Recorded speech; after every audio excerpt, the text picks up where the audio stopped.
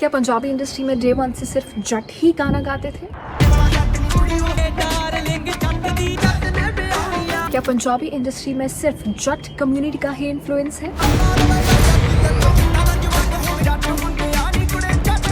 नमस्कार, मैं हूं सोनाली और आप देख रहे हैं भारत डेली टी। आपको पता है कि पंजाबी म्यूजिक इंडस्ट्री में ना आजकल जहां पर सिर्फ गाने बनते हैं जटवाद के ऊपर, उस पंजाबी इंडस्ट्री की शुरुआत कैसे हुई? क्या हमेशा से जट लोगों का इन्फ्लुएंस था इस पंजाबी इंडस्ट्री में, या इस इंडस्ट्री में ऐसे लोग भी थे जो जट नहीं थे? आई एम श्योर थोड़ा बहुत हिंट आपको ज़रूर होगा कि पंजाबी म्यूज़िक में मरासी लोग भी थे और जिनको हम कहते हैं कि नीची जात के लोग भी इस इंडस्ट्री में थे।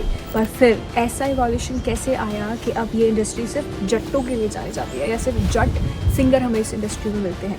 आइए इसके बारे में डिटेल में बात करें।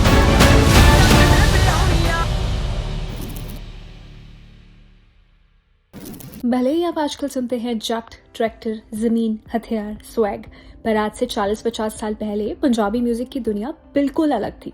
उस दौर में गाना गाने वाले अक्सर मरासी दलित समाज के लोग होते थे और जट समाज वो तो सिर्फ खेती और जमींदारी से जुड़े थे। तो फिर ऐसा क्या हुआ कि धीरे धीरे पंजाबी म्यूजिक का पूरा फेस बदल गया? मैं आपको बताऊं कि पंजाब के पुराने लोक संगीत में गायक समुदाय अक्सर डाड़ी, कविश्री, दलित लोग होते थे, क्योंकि पुराने समय में संगीत को पेशे की तरह देखा जाता था। गांव में शादी ब्याह, मेले, जगराते, इन सब जगह वही समुदाय गाना बजाना करते थे। और उस समय जट जमींदार बड़े परिवारों से माने जाते थे और उन्हें ये काम इज्जत वाला नहीं लगता था। इसलिए शुरुआती पंजाबी फोक इंडस्ट्री में कई बड़े लोक कलाकार समुदायों से आए और फिर बदलाव हुआ। 1970s और 80s में पंजाब बदलने लगा। ग्रीन रेवोल्यूशन आया, जट किसानों के पास पैसा आया, जमीनें आई, ट्रैक्टर और मशीनें आई और गाँव में सोशल स्टेटस मजबूत हुआ। और ये वही दौर था जब कैसेट्स भी शुरू हुई। अब गाने सिर्फ मेलों तक सीमित नहीं थे, कैसेट्स भी गांव गांव पहुंचने लगी। और फिर जिस म्यूजिक को सिर्फ छोटा समझा जाता था या समझा जाता था कि ये तो सिर्फ शादी ब्याह तक सीमित है, लोगों को म्यूजिक का अर्थ समझ आने लगा।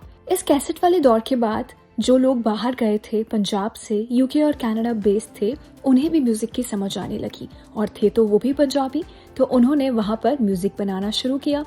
और जो भी लोग बाहर गए थे वो जट और जमींदार परिवारों के थे। जब उन्होंने म्यूजिक बनाना शुरू किया तो म्यूजिक का लेवल थोड़ा बढ़ा और इस म्यूजिक में पैसा जुड़ गया। अब म्यूजिक सिर्फ कला नहीं रहा था, वो बिजनेस बन गया था। जिन लोगों के पास पैसा होता था, नेटवर्क होता था, वो स्टूडियो तक पहुंच जाते थे। अब सबसे बड़ी बात ये कि जट एक म्यूजिक कैरेक्टर कैसे बना।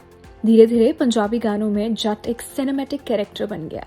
उनकी इमेज दिखाई गई ताकतवर, स्टाइलिश, अमीर, फेयरलेस, विलेज का अल्फा मेल। बस इन्हीं कुछ चीजों ने गानों में मेंशन किया Thar culture, gun culture, branded कपड़े, कनाडा का लाइफस्टाइल, और फिर यही इमेज यूथ कल्चर बन गई और बहुत समय तक यही इमेज चलती गई। और जैसे जैसे जमाना आगे बढ़ता गया, म्यूजिक को एक नया दौर मिलता गया, नई पहचान मिलती गई, नई तरह का म्यूजिक आया, नई तरह के इंस्ट्रूमेंट आए और नए तरह के ही सिंगर आए। पर हम पूरी तरह से ये नहीं कह सकते कि पंजाबी म्यूजिक सिर्फ एक समुदाय ने नहीं बनाया। उसकी नींव सूफी गायकों ने, दलित लोक कलाकारों ने, मरासी परंपरा और दाढ़ी गायकों ने रखी थी।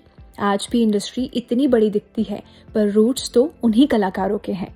तो हम कह सकते हैं कि पुराने समय में जब ऊंची जातियों और जमींदार वर्ग के बीच संगीत को अक्सर पेशेवर मनोरंजन माना जाता था, उसके बाद जैसे ही जमाना आगे बढ़ा, म्यूजिक का लेवल ही बदल गया।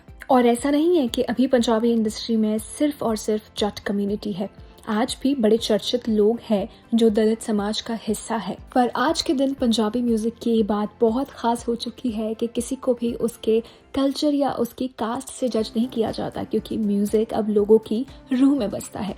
और ये तो बखूबी है कि कोई पंजाबी है तो उसे गाना तो जरूर आता होगा। ऐसे और अपडेट्स के लिए keep watching and keep following Bharat daily TV. और अगर आप भी ऐसे किसी और टॉपिक पे ज़्यादा इन्फॉर्मेशन चाहते हैं तो कमेंट में अपना टॉपिक ज़रूर लिखिए।